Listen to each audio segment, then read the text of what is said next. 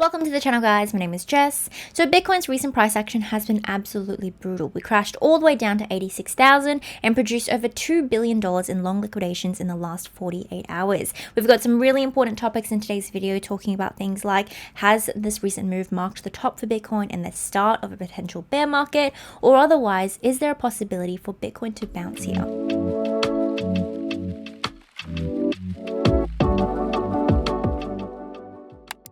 Before we dive in, make sure you guys smash that like button and subscribe to the channel to get regular Bitcoin analysis every Wednesday and Saturday. And join my free Telegram if you're after even more regular updates. If you're a trader and you're interested in my VIP channel, you can get more details by messaging me on Telegram. VIP gives you exclusive access to my personal trading setups with exact entry points, targets, and stop losses. Alrighty guys, so jumping into the charts, let's talk about this recent absolutely insane crash from Bitcoin. So on the short time frame, the catalyst for the crash was initially the loss of our support here at 95,000, and of course the short term frame sell side liquidity here at 93.6. Falling below those levels, Bitcoin went down to retest the base of the daily chart channel at $91,000, and falling below that is when we saw, the crux of the, crucial nature of this crash, right? We went all the way down beyond $91,000 to retest weekly sell side liquidity at 89,000, and falling below that is when Bitcoin crashed all the way down to 86K. If we take a look at liquidations, the last couple of days has been absolutely insane. We had $800 million in long liquidations on, I think this is Monday, and on Tuesday another $950 million in long liquidations. That doesn't even include the around $200 to $300 million of shorts that we had along the way. So after dropping this far, naturally, if we take a look at charts like the weekly chart, we can see we have dropped below major levels of high time frame support, the ones that we've been holding for the entire 3-month period of consolidation thus far, and starts to beg the question whether or not this has marked the top for Bitcoin, this sort of, rally here to $108,000 and $110,000, and whether or not Bitcoin is about to enter a high time frame bear market. So let's dive into the video today and talk about all of that. We're going to start off on the daily, then the weekly time frame, dive into the short time frame to identify potential bounce scenarios, and then tap into altcoins as well. So let's start off our analysis by talking about the recent daily candle close. So it's just happened about 24 minutes ago, and what we were really looking for in this close was for Bitcoin to, after this, sort of liquidation event to 86,000, be able to close the daily candle above sell side liquidity here at $89,000. Now we can see the close itself didn't actually manage that. We closed around 88,600, and therefore, unfortunately, it looks like on the daily time frame we should be continuing lower. Now, what it also means is that we have officially and completely entered into this volume gap that we have here on the daily time frame. So VRPV does kind of develop, obviously, when the price action develops, and you can't really map out what it was before, but we had a volume gap starting here at $89,000, and so we can see we've sort of already created that new little peak in the VRPV with this recent price action. But as we enter this gap here, and on the daily candle with this close continue to move into the gap, it is very likely that we continue to see sort of these same liquidation events, so large liquidity wicks within this sort of giant gap in the price action. And what that also means, though, is as we continue to enter the gap, there is this potential that Bitcoin continues to at some point develop a level of support within this region, right? It ends at $76,000, and develop to a degree another macro higher low. So essentially what that tells us is that despite the fact that the daily time frame here looks really bad, we aren't necessarily going to go all the way down to $76,000. There is a strong potential here that Bitcoin, as we continue to develop the VRPV and new peaks within this volume profile, develop levels of support. Now, our current level of support, so we've just lost sell side liquidity, is probably the kind of last support that we have here within this region, this 86K region, and that ends here with that wick right there, right at 85,046. So we are currently retesting that level of support, and it also has confluence with our 200 EMA. Now the 200 EMA is probably one of the most important things that we have here on the daily time frame in terms of marking out when Bitcoin is very likely to have entered a bear market. Generally, historically speaking, falling below the 200 EMA without any other sort of bullish validation. For example, last extended consolidation period from February to September, we dropped below the 200 EMA, but what we had remaining that validated the potential bullish narrative and the sort of reversal point here was the fact that we were still in a bullish structure. We were in a bull flag structure and sort of just awaiting that breakout there alongside some other sort of indicators to mark the end of the consolidation and therefore the breakout and the explosive move upwards.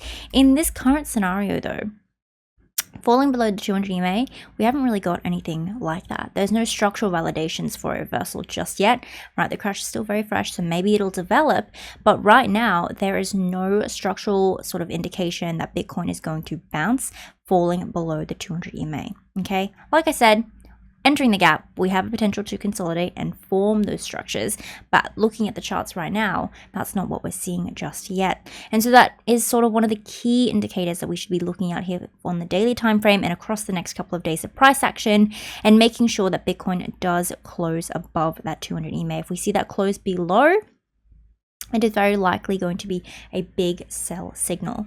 If we want to look further back just for a little bit more confluence for that analysis or evidence for that analysis, over here we can see when Bitcoin topped out in 2021, we fell below the 200 EMA at some point and we remained, for the most part, we had small deviations above, but we remained for the most part below the 200 EMA on the daily time frame for quite a while. And it wasn't until we rallied above 21,000 and Bitcoin sort of began to see accumulation behavior, when we saw the bottom of that bear market at around 16,000, that we actually saw that reversal. And we remain above the 200 EMA for this entire period of quite bullish rallying until, of course, we reach that consolidation period we just talked about in February to September. So zooming out a little bit from the daily chart into the 3-day time frame, we have another really significant level that we are currently retesting on Bitcoin alongside this sort of horizontal support and the 200 EMA on the daily chart. So if we take a look at the price action right now, we pull up the Gaussian channel and take a look at the 50 EMA on the 3-day time frame, we can see that we are currently retesting both those levels with the current 3-day candle close. So we've got about 24 hours left on that close. And if we move back to the prior start of the bear market, now we're going to talk about this from a technical standpoint. So from a technical standpoint, Bitcoin topped out here, right? We had a massive deviation rally over here. And so from a price action perspective, that was the top for Bitcoin, but from a technical analysis perspective, we topped out here. This was a deviation high, and then we saw a continuance of the bear market after that deviation high. So from a technical standpoint, strictly speaking, when we entered the bear market last time, one of the early indicators for the beginning of that sort of descent downwards for the next prolonged period of time was upon retesting the 3-day Gaussian channel and the 50 EMA on the 3-day chart as well, Bitcoin saw a, failure to sustain above both those levels on that retest, right? We went all the way down to $28,000, where upon testing the weekly 50 EMA, we saw that little bit of a bounce, and that bounce was able to push us back above to this rally here. But it was essentially this that marked the start of what began as a prolonged period of downwards price action. And what also latently confirmed that bearish continuation too was a later rejection from the midline of the Gaussian channel. So in similarity to like any sort of breakout. So for example, if we had a structure over here, we had these lower highs developing the charts, we see a structural breakout, kind of similar conceptually, and then we see a break above that, we've had a proper breakout. But if we have a structural breakout that leads to a rejection of that prior high resistance here, that sort of becomes confirmation that we are in for a continued bearish move and continued lower highs on the price action. So taking a look at the Gaussian channel here, that's essentially what we're seeing here is latent confirmation. We weren't able to gain that here. We actually broke above the midline of the Gaussian channel on 3-day time frame, sustained that as a base of support to create this deviation high rally.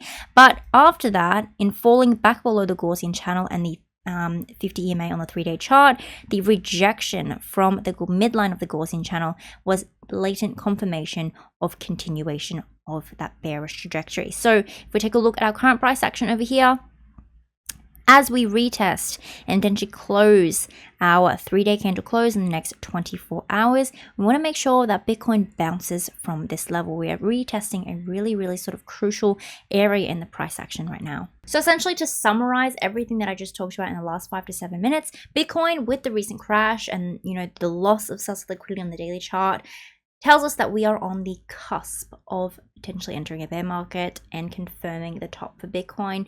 And we're still sort of waiting for those closes to happen to really see that confirmation. Right, so on the weekly chart then, we've got 5 days left to the close. There is a potential here that on the weekly time frame, on the short time frame, if we see some sort of recovery, the weekly chart might not actually close up below that sell-side liquidity in the absolute weekly low there at 88.3 thousand. So there is still that potential. And so let's dive into the short time frame now and talk about what's developing on these short time frame charts. Is it looking bullish? Is it looking bearish? And what's possibly most likely from the next little segment of price action. So zooming into the short time frame, essentially the big question here, right, is what is it going to take on the short time frame to push the charts to not only being, sort of short time frame bullish and the potential for a tiny little bounce in comparison to what's going to be enough to push it into a potentially higher time frame bounce. So in this current daily candle that we've printed, or that printing, right, we've got a day left for obviously the candle close, just the open for this daily candle close over the next 24 hours.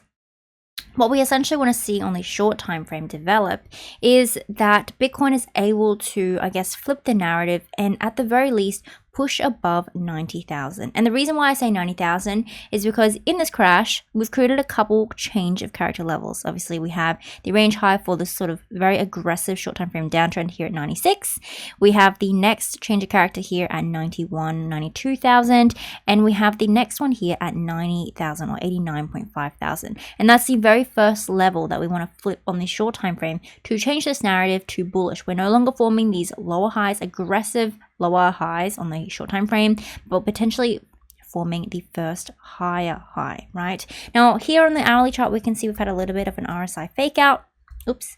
But what we really kind of need to do is, I don't really love to do it on videos because I don't know when you guys are actually going to end up watching this, but we'll have to zoom in very small into the minute, 5-minute, and even 15-minute charts. Because what's going to happen here with this crash being so relatively fresh is that we want to see what's happening on the minute charts continue to stack up until they replicate on the higher time frame charts, right? Because whatever happens on the small time frame, if it happens for long enough, will happen on the higher time frame too. So on the minute chart here, we can see that Bitcoin is in a short time frame downtrend, and correspondingly we have our RSI downtrend here. Now on the RSI on the minute chart, we've seen a breakout. So there is a potential for Bitcoin to be bouncing on these lower levels. Zooming into the 5-minute, we've got that very same downtrend over here. We're waiting to sort of break on the 5-minute chart on the RSI, and then zooming out into the hourly, that's the very same sort of thing. So if we see that shift on these minute time frames and Bitcoin's able to flip above the 50 and 200, we could see a rally up past this level here and into this gap at $90,000. That is essentially sort of the goal for this next 24 hours and for this daily candle open, for this rally to push Bitcoin up to those levels. So beyond that, if we're able to push past and into this gap here at 90,000 and retest this sort of level over here on the very small time frames, what we're looking for then is for Bitcoin to, after pushing past that first change of character level, to then push past, just draw this in, push past the next one at $92,000. And that means that currently the most important level that we have on the short time frame is 90K. If we see a sort of like rally over here and then we reject off this next change of character and we fall back below 90,000, it's very likely then that we'll continue into that high time frame volume gap that I showed you guys at the start of the video, and we continue to form these sort of lower highs until we, I guess, establish that bounce point. So that's a wrap on the Bitcoin analysis. Now let's quickly go ahead and talk about altcoins. So Total 3, interestingly, has actually recovered better than Bitcoin in the recent crash. Altcoins, of course, got obliterated on the way down, as they always do, and we fell below this really major level of support at 840 billion on Total 3, and went on to retest this next key support at the prior high here at 788 billion. Now we can see the daily candle close itself that just happened this morning was actually bullish. It was green, and we printed that sort of doji candle that marks a potential reversal. Now, if we zoom into the hourly chart or 30-minute chart, we can see some sort of leading developments on total 3 that are pretty much on par and exactly what we were looking for on Bitcoin. So total 3 is definitely leading here. If we take a look, this was our short time frame sort of aggressive downtrend. And we've actually broken above the first change of character level, prior low or prior high, in that downtrend, and are moving towards it as a base of support right now. So if we want to continue to see altcoin recovery, the next level that we're looking for altcoins to clear back above is going to be that major support that we just lost at 840 billion. We can see we've got 3 sort of points of confluence in this downtrend, marking that as a level of significance. And if we're able to flip that level, continue to the range high, the daily candle close for total 3 is very likely, the next one, the developing one, is likely to then be bullish as well. Now, in terms of high time frame, of course, things aren't looking all that great for total 3, but the key bearish trigger that we have here is then a loss of 741 billion. That should take us to go on to retrace these much lower levels at 680, 660, and of course 633 being a huge level of support and a peak, the major peak in our volume profile as well. Alrighty guys, that is a wrap on the analysis today. Thank you for tuning in for another episode. If you guys liked the video or you learned something, don't forget to smash that like button and subscribe to the channel to get regular Bitcoin analysis every Monday, Wednesday, and Saturday. And join my free Telegram channel for more regular updates. If you're a trader and you're interested in my VIP channel, don't forget to contact me on Telegram for more details. I'll catch you guys in the next one. Bye!